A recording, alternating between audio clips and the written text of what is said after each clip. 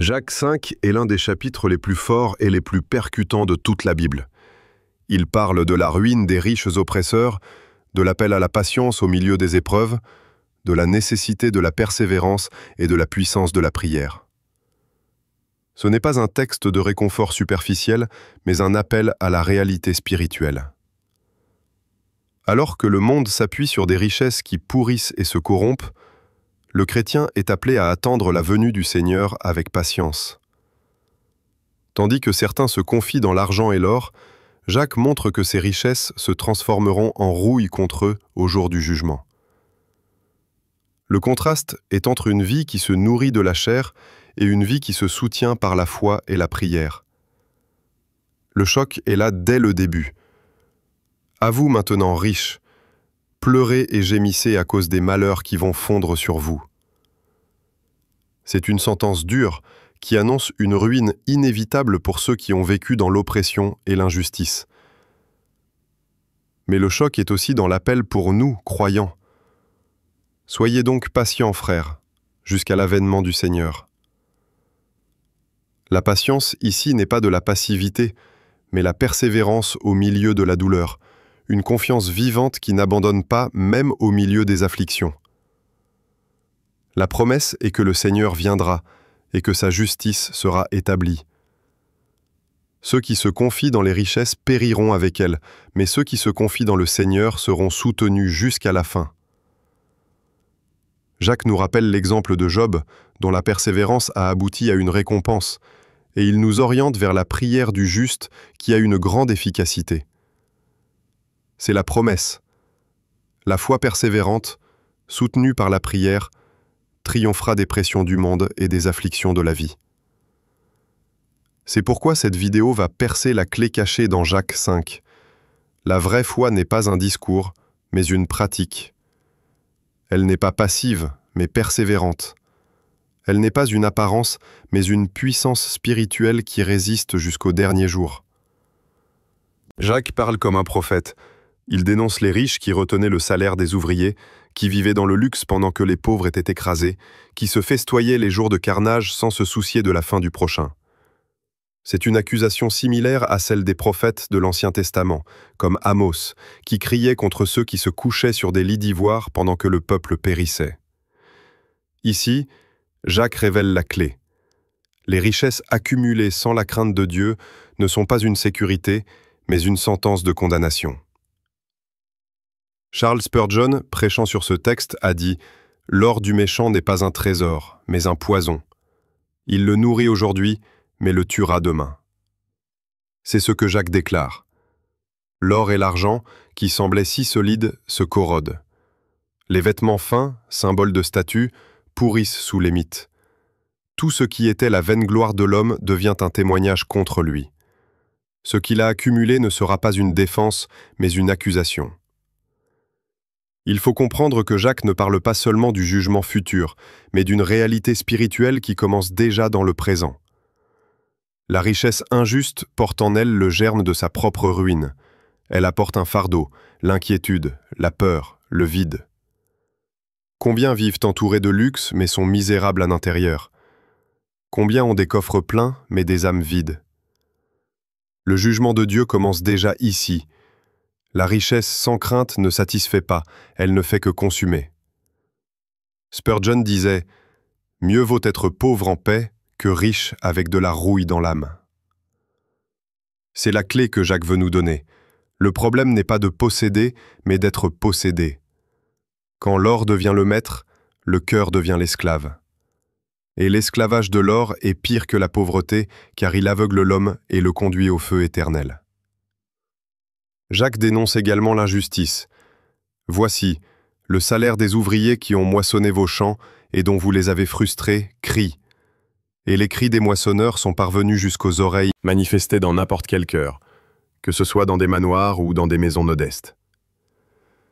Chaque fois que l'argent prend la place de Dieu, chaque fois que l'ambition est plus grande que la compassion, chaque fois que la quête d'avoir étouffe l'appel à être, nous sommes sous l'avertissement de Jacques. Spurgeon a prêché un jour « Quand l'or devient votre espérance, il deviendra aussi votre malédiction. Aucune richesse me sauve. Seul le Christ est la richesse éternelle. La clé cachée dans Jacques 5, versets 1 à 6 est exactement celle-ci. L'or du monde rouille, mais la foi en Christ demeure. Le luxe se corrompt, mais la justice brille. L'ostentation se défait, mais la patience et la prière gardent le croyant jusqu'à l'éternité. Par conséquent, l'appel de ce premier passage est d'examiner où se trouve notre confiance. Est-ce dans l'or qui se corrode ou dans le Dieu qui demeure? Est-ce dans l'argent qui rouille ou dans le sang qui rachète? Le cri des opprimés monte au ciel, et le jugement de Dieu est certain. Mais pour ceux qui craignent le Seigneur, il y a une promesse. Leur héritage n'est pas de l'or périssable, mais une couronne incorruptible. Patience jusqu'à l'avènement du Seigneur. Après avoir dénoncé les riches oppresseurs et la ruine inévitable de la richesse sans la crainte de Dieu, Jacques se tourne vers les frères avec une parole qui change le ton. « Soyez donc patients, frères, jusqu'à l'avènement du Seigneur. Voici, le laboureur attend le précieux fruit de la terre, prenant patience à son égard, jusqu'à ce qu'il ait reçu les pluies de l'automne et du printemps. Soyez aussi patients. Affermissez vos cœurs, car l'avènement du Seigneur est proche. » Jacques 5, versets 7 à 8. Nous trouvons ici la clé cachée. La vraie foi ne répond pas au mal par le désespoir, mais par la patience. Elle ne se rend pas à la hâte du monde, mais attend avec persévérance le Seigneur qui vient. Jacques nous enseigne que la justice ne viendra pas par le croyant apprend à s'attendre au Seigneur. Jacques renforce cette vérité en disant « Affermissez vos cœurs, car l'avènement du Seigneur est proche. » La patience ne naît pas du vide, mais de l'espérance. Le cœur s'affermit lorsqu'il regarde vers la promesse du retour du Christ. La souffrance du temps présent devient supportable parce que nous savons qu'il viendra. L'injuste peut se réjouir aujourd'hui, mais demain, il tremblera devant le jugement. Le croyant peut pleurer aujourd'hui, mais demain, il sourira devant la gloire. Spurgeon prêchait « L'homme qui croit à l'avènement du Seigneur peut faire face au pire des maux avec la meilleure des espérances. » C'est le secret. La patience n'est pas naturelle, elle est surnaturelle. Elle n'est pas le fruit d'un tempérament calme, mais d'un cœur rempli de l'espérance éternelle. Jacques ajoute un avertissement. « Ne vous plaignez pas les uns des autres, frères, afin que vous ne soyez pas jugés. Voici, le juge est à la porte. » Jacques 5, 9. Nous voyons ici que la patience n'est pas seulement d'attendre le temps de Dieu, mais aussi de contrôler la langue et de ne pas transformer la souffrance en murmure contre les frères. L'avènement du Seigneur doit nous rendre plus vigilants, pas plus impatients. C'est une parole nécessaire pour nous. Souvent, lorsque l'affliction presse, notre tendance est de déverser sur les autres l'amertume du cœur. Nous nous plaignons, nous murmurons, nous blâmons les frères, nous créons des divisions. Mais Jacques nous rappelle, le juge est à la porte. Au lieu de murmurer, nous devons affermir notre cœur. Au lieu de nous plaindre, nous devons prier. Au lieu de diviser, nous devons attendre ensemble. La clé cachée dans Jacques 5, 7 à 9 est que la patience jusqu'à l'avènement du Seigneur est la marque de la foi véritable. Elle montre que nous ne vivons pas pour le temps présent, mais pour l'éternité. Que nous ne nous confions pas dans la justice des hommes, mais dans la justice de Dieu. Que nous ne mesurons pas la vie par les jours de douleur, mais par le jour de la gloire. Le signe que nous ne vivons pas pour ce monde, mais pour celui qui vient. L'exemple des prophètes et de Job. Après avoir appelé les frères à la patience jusqu'à l'avènement du Seigneur, Jacques renforce son appel en citant des exemples de l'histoire sainte. Il écrit « Prenez, mes frères, pour modèle de souffrance et de patience, les prophètes qui ont parlé au nom du Seigneur. Voici, nous disons, bienheureux ceux qui ont souffert patiemment. Vous avez entendu parler de la patience de Job, et vous avez vu la fin que le Seigneur lui a accordée, car le Seigneur est plein de miséricorde et de compassion. » Jacques 5, 10 à 11. Voici la clé cachée. La foi persévérante n'est pas un idéal abstrait, mais une réalité prouvée dans la vie de ceux qui nous ont précédés. Les prophètes et Job sont des témoins que la patience, même au milieu de la souffrance, n'est pas vaine, mais conduit à la récompense de la miséricorde de Dieu. Jacques commence par désigner les prophètes. Ces hommes ont parlé au nom du Seigneur, ont porté sa parole, ont affronté la résistance, la moquerie, la persécution, mais n'ont pas abandonné. Jérémie a été jeté dans une citerne, Élie a fui les rois et les armées, Amos a été expulsé d'Israël, et Ésaïe, selon la tradition, a été scié en deux. Aucun d'eux n'a eu une vie facile. Tous ont été appelés à souffrir par amour pour la vérité, et pourtant Jacques dit « Prenez-les pour modèle ». Leur patience n'était pas de la lâcheté, mais de la fidélité. Ils n'ont pas reculé devant la pression, car ils savaient qu'ils portaient la parole du Dieu vivant. Charles Spurgeon, parlant des prophètes, disait « Le monde méprise les fidèles, mais le ciel les appelle bienheureux. » Le prophète qui a souffert aujourd'hui s'assiera demain à côté du Seigneur qui a aussi souffert. Cela nous montre que la patience n'est pas une faiblesse, mais une gloire. Ensuite, Jacques cite l'exemple le plus marquant, Job. Peu d'hommes ont autant souffert que lui. Il a blasphémé. Il est resté ferme, au milieu de la tempête. Et la fin que le Seigneur lui a accordée était plus grande que le début. Jacques conclut en rappelant « Le Seigneur est plein de miséricorde et de compassion. » Voici le secret de la persévérance. Nous ne regardons pas seulement la souffrance, mais le caractère de Dieu. Le Seigneur n'est pas un tyran qui se réjouit de la douleur de son peuple. Il est miséricordieux. Il est compatissant. Il permet l'épreuve, mais n'abandonne jamais au milieu d'elle. Il éprouve, mais soutient aussi. Il blesse, mais guérit aussi. Il laisse passer par le feu, mais purifie comme l'or. Cette parole est vitale pour nous aujourd'hui. Dans un monde qui fuit la souffrance à tout prix, Jacques nous appelle à regarder vers les prophètes et vers Job. L'Évangile n'est pas une invitation à une vie facile, mais à une vie fidèle. La patience n'est pas facultative, elle est la marque de ceux qui demeurent. Celui qui ne supporte pas la douleur révèle qu'il n'a jamais connu le Seigneur. Celui qui persévère jusqu'à la fin montre que sa foi est véritable. Spurgeon avertissait « Beaucoup commencent bien, mais peu finissent fidèles. » La patience n'est pas pour un seul jour, mais pour toute la vie. C'est le sceau des élus de Dieu. Cette affirmation nous amène à réfléchir. Avons-nous supporté avec patience les épreuves que le Seigneur permet? Ou avons-nous murmuré, abandonné, quitté le chemin? La clé cachée dans Jacques 5, versets 16-10 à 11, est que la patience n'est pas construite dans les livres, mais dans la vie réelle, dans la douleur, dans l'affliction, dans la persévérance. Les prophètes et Job n'étaient pas des surhommes, mais des hommes ordinaires soutenus par un Dieu fidèle. Et s'il les a soutenus, il nous soutiendra aussi.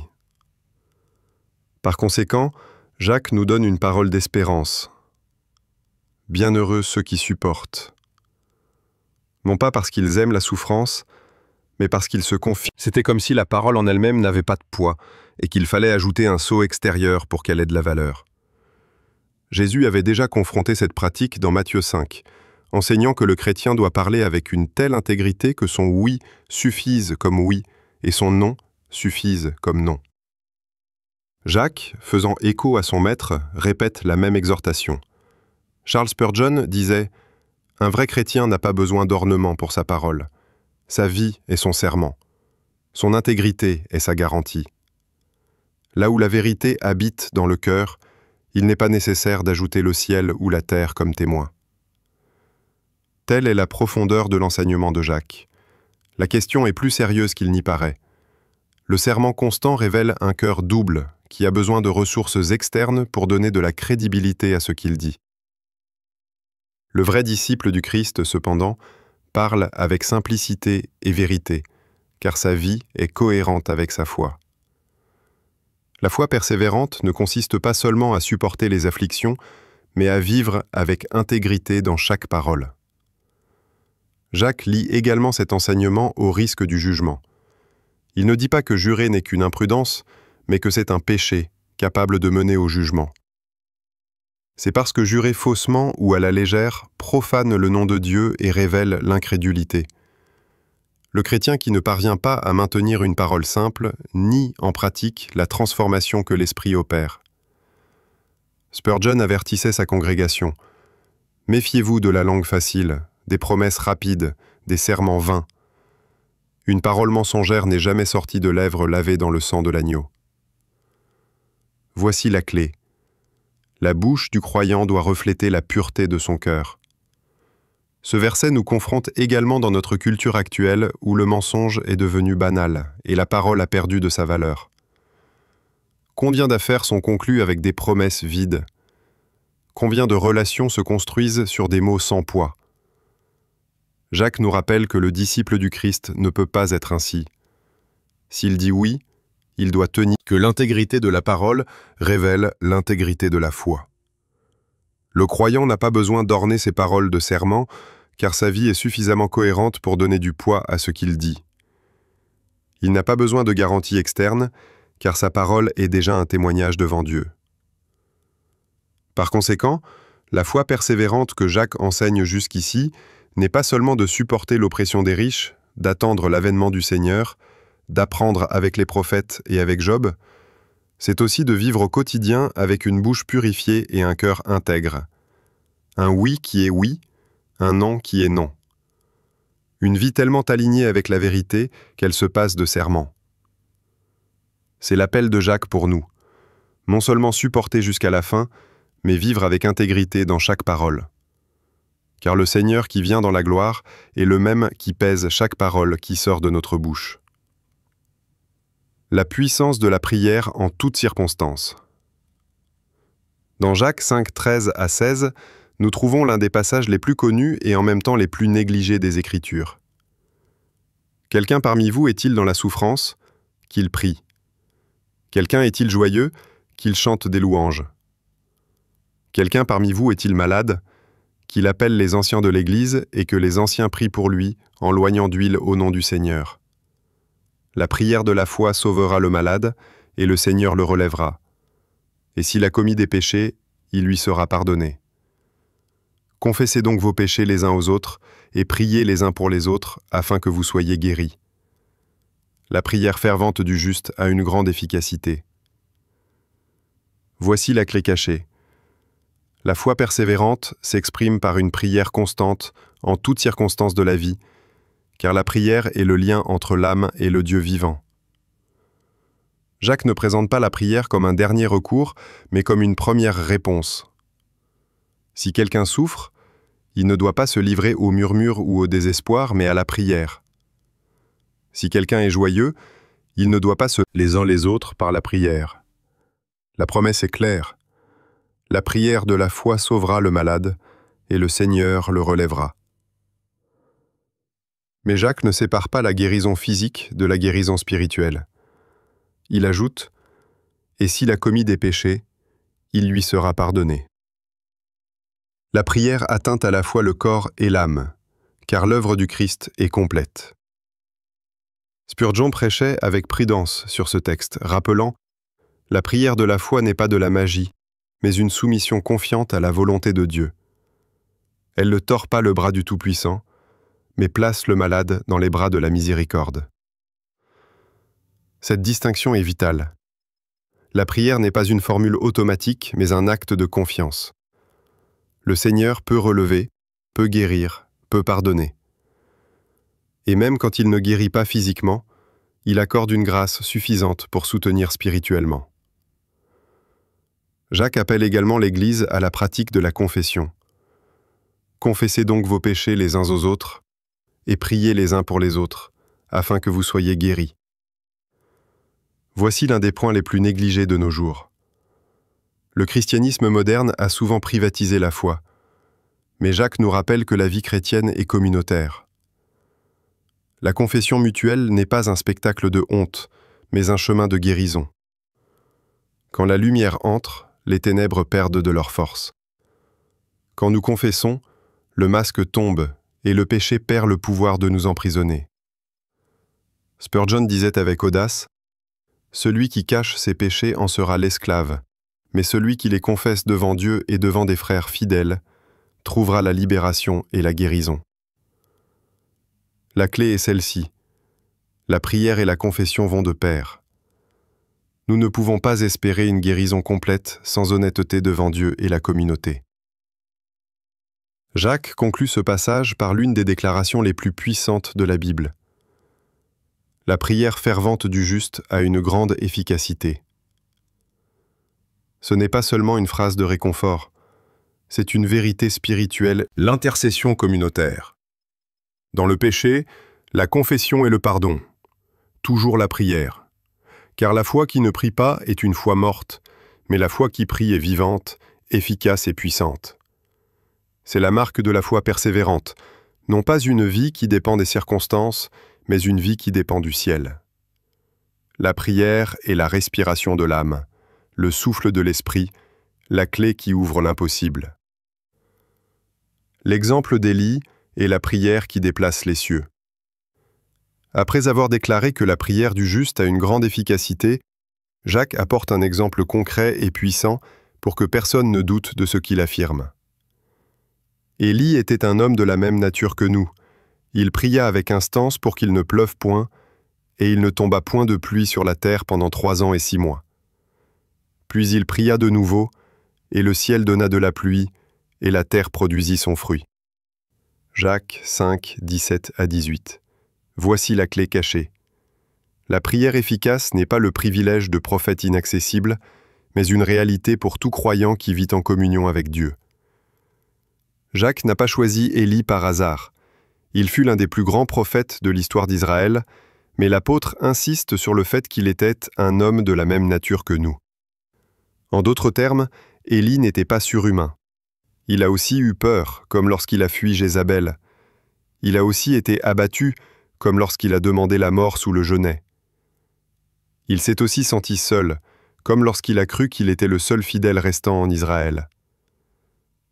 Élie était humain, mais la différence était dans sa communion avec le Seigneur. Quand Élie a prié, le ciel s'est fermé. Quand il a prié de nouveau, le ciel s'est ouvert. Ce n'est pas parce qu'il y avait de la puissance dans ses paroles, mais parce que sa prière était alignée sur la volonté de Dieu. Il ne manipulait pas le ciel. Il parlait au Dieu qui gouverne le ciel. Sa prière a été efficace parce qu'elle était sincère, fervente et fondée sur la promesse. Comme Élie. Le ciel ne s'est pas fermé parce qu'Élie était différent, mais parce qu'Élie a prié. C'est le point central. Le problème n'est pas en Dieu, mais en nous. Nous manquons de ferveur, nous manquons de foi, nous manquons de constance. Nous prions peu, nous prions froidement, nous prions sans attente. Et ensuite, nous nous étonnons de ne pas voir le ciel bouger. Le texte de Jacques souligne également la persévérance. Élie n'a pas prié une seule fois. Sur le mont Carmel, après avoir confronté les prophètes de Baal, il a prié à plusieurs reprises jusqu'à ce que le petit nuage apparaisse à l'horizon. Il s'est prosterné, le visage entre les genoux, insistant devant Dieu jusqu'à ce que le signe arrive. Cela nous montre que la prière efficace n'est pas toujours instantanée. Souvent, c'est de la persévérance, de l'insistance, une lutte spirituelle. Spurgeon disait « La prière qui prévaut est celle qui ne lâche pas les mains du Seigneur avant de recevoir une réponse. » Élie nous enseigne cela. La prière est une bataille, pas un monologue. C'est de la persistance, pas de l'abandon. La clé cachée est donc que la prière fervente et persévérante, faite par quelqu'un qui marche avec Dieu, peut transformer les réalités. Élie a prié et le ciel s'est fermé. Élie a prié et le ciel s'est ouvert. Et Jacques nous dit, il était comme nous. Autrement dit, la même puissance est disponible pour nous si nous vivons dans la justice et la foi. Ce texte nous appelle à la repentance. Combien de fois avons-nous sous-estimé la prière? Combien de fois en avons-nous parlé comme d'une doctrine, mais sans la pratiquer comme une vie? Élie ne croyait pas seulement en la prière, il priait. Il ne parlait pas seulement de foi, il vivait par la foi. Il ne connaissait pas seulement la promesse, il criait pour la promesse. Et c'est pourquoi il a vu le ciel répondre. Spurgeon a conclu un sermon sur Élie par ces mots. « Le croyant qui plie les genoux peut plus que l'armée qui manie les épées. Parce que l'épée coupe. » Jacques 5, 19-20. Voici la clé cachée. La foi persévérante ne se regarde pas seulement elle-même, mais s'engage à secourir le frère qui est tombé. La communauté de la foi est appelée non seulement à supporter les épreuves et à prier, mais aussi à chercher ceux qui s'égarent, car chaque âme compte devant Dieu. Jacques parle d'une réalité concrète. Si quelqu'un parmi vous s'est égaré loin de la vérité, il ne parle pas d'un étranger, mais de quelqu'un de la communauté elle-même. Cela nous rappelle que personne n'est à l'abri du risque de la chute. Même ceux qui ont entendu, cru et marché parmi les frères peuvent s'égarer. Le danger est réel et l'Église doit être vigilante. Charles Spurgeon disait « Il n'y a pas d'homme si ferme qu'il ne puisse tomber, et il n'y a pas d'homme si tombé qu'il ne puisse être relevé par la grâce. » Cette phrase résume l'équilibre de la foi chrétienne. Nous sommes appelés à la persévérance, mais aussi à l'humilité et à la compassion. Quand quelqu'un s'égare, notre attitude ne doit pas être le mépris, mais la recherche. Jacques affirme que celui qui ramène le pécheur de la voie où il s'était égaré sauvera une âme de la mort et couvrira une multitude de péchés. Jacques Spurgeon, nous voyons ici la grandeur du sauvetage. Ce n'est pas seulement un acte de bonté, mais une œuvre de salut. Sauver de la mort ne signifie pas que le sauveteur a le pouvoir en lui-même, mais qu'il a été l'instrument du Dieu qui sauve. Et couvrir une multitude de péchés pointe vers la grâce qui non seulement pardonne l'individu, mais restaure la communion de l'Église. Spurgeon prêchait cela avec intensité. L'œuvre la plus noble d'un chrétien n'est pas de construire des temples, mais de sauver des âmes. Une vie sauvée vaut plus que toutes les richesses du monde. C'est la vérité que Jacques nous donne. Ce texte nous confronte également. Combien de fois voyons-nous quelqu'un s'éloigner, se refroidir dans la foi, tomber dans le péché, et préférons-nous le silence? Combien de fois juge 99 pour chercher la brebis perdue? L'Église doit suivre le même chemin.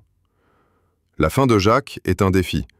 Il ne le conclut pas par des bénédictions formelles ou des salutations cordiales, mais par cet appel à la responsabilité. C'est comme s'il disait « Il ne suffit pas de persévérer seul, il faut emmener les autres avec soi ». La foi authentique ne se contente pas du salut individuel, mais désire voir des frères restaurés et des âmes sauvées.